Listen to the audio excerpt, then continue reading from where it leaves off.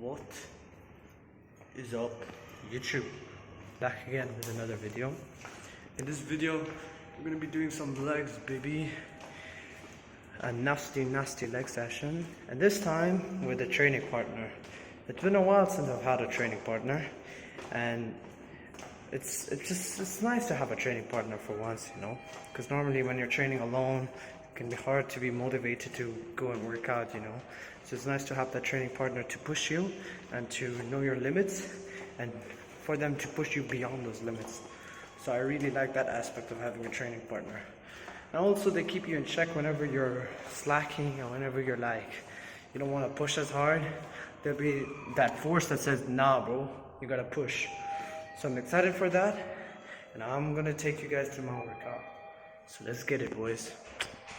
Leg day, we're gonna start off with heavy squats. Now, I have been slacking squats a lot recently for the past few months. I was only doing Smith machine squats, and that caused my squat strength not to exceed. It became stagnant, and my bench, funny enough, caught up to my squat. So I don't like that. So what I'm trying to do now, like, although my legs are still big, like they got bigger but they didn't get stronger. So for this session we start off with squats, heavy squats. What is up, YouTube? Alright, starting with this workout, I warmed up to 100 kilos on squats as mentioned earlier. Or I don't know if I mentioned this, but like, for the past few months I haven't really been doing free bar squats or normal squats of this nature, and my strength has really been lacking. Although I have my leg size in general has increased, my strength for the squat has decreased, or it has remained the same from a few months ago. So I decided to change that today, or more precisely 2 weeks ago, and start officially trying to increase my normal squat. So I started around 2 weeks ago. I think I got 100 kilos for 5 reps. That was just starting brand new with literally like from not doing it for months. And now 2 weeks later, I think I got up to 10 reps, which was actually my previous PR at my all-time high. I'm really proud of myself because in the span of 2 weeks I was able to increase from 5 all the way to 10 reps. So that's like a 2 times increase in reps. So that's just really good. Also, another reason why I started squatting is because, funnily enough, my bench press caught up to my squat for a period of time. I was able to do 100 kilos for 6 reps, while my squat was only 5 reps with 100 kilos.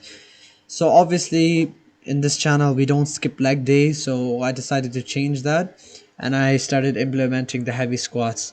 Now in 2 weeks, I've surpassed my bench press by a lot. As you can see in this clip, I aimed to go for 10 reps, but I decided, you know what, I want a PR today, so I went all the way till 11 reps, I think.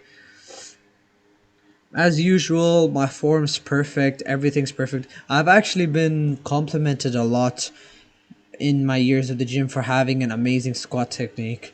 I think this technique of mine is extremely good, and it's extremely reproducible, so I'm able to do it continuously with no issues. Even when I'm extremely tired, as you can see, my legs are not caving in, they're barely caving in, and I'm able to do the rep extremely well. So there's that.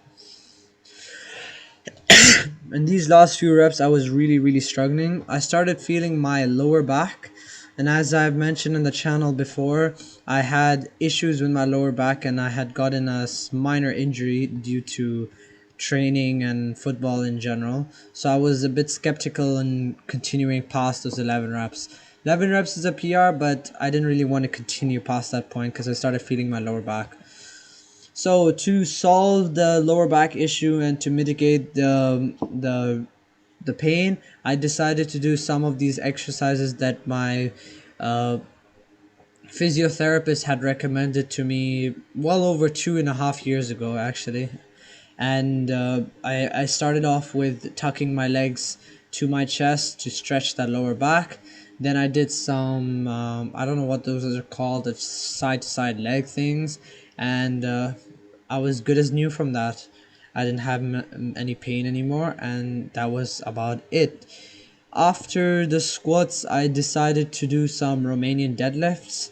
Now, Romanian deadlifts is one movement that I've gotten quite good at.